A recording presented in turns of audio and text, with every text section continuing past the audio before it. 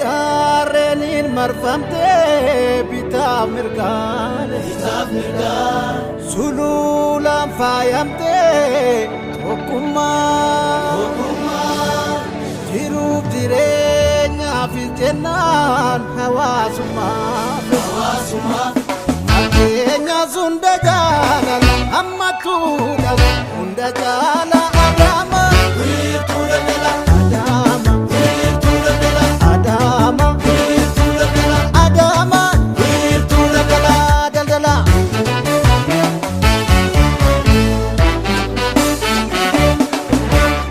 een warra dagaagaaf irreechi daddacharaara banta karra sheelaan hundaa simattee keessumsiifte mara haalaan kan gaggeessitu Adama barmootii magaalota guddinaaf daandii teeknooloojiif qaroominaaf hidhatu quunnamsiiftu sablammiitti garan dachaan kottaa haa misoomsinu Adama jedhu jaallansheef jiraattonni ishee dhaabee aduulaala soolee gurraacha torban dhobooti yaa hojiin seenaa bareecha.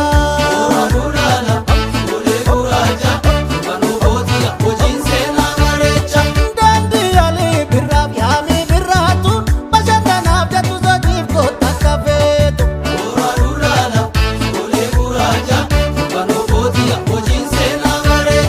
Dhagaadhi boolee migira reecha korba gabooti yaa waliin seenaa bareecha.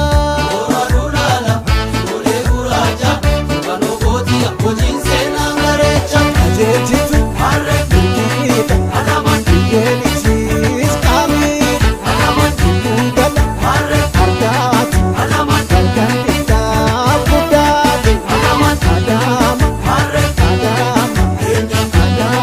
yaa maqaa ganama Adama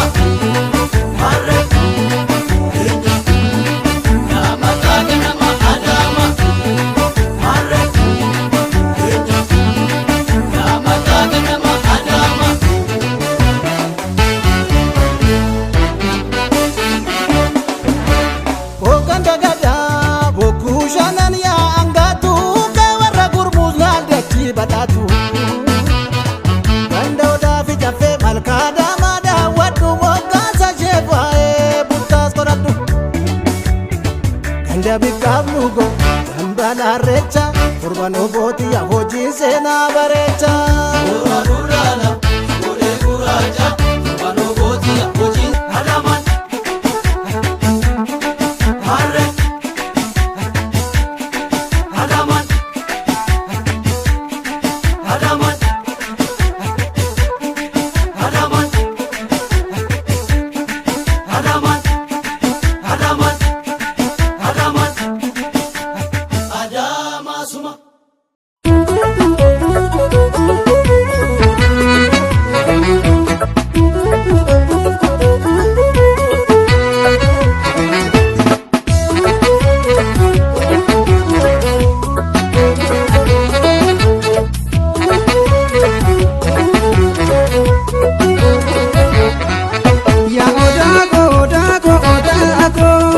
Gadisa lamigo ya odako gadisa.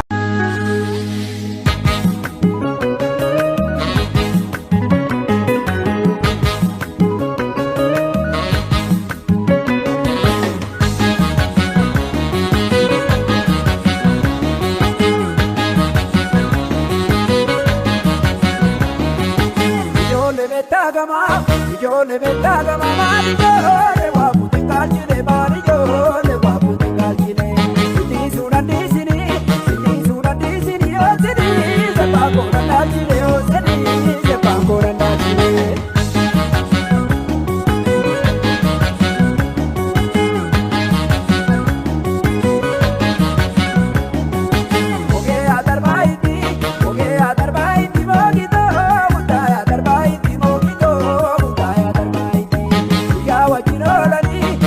Wajirolani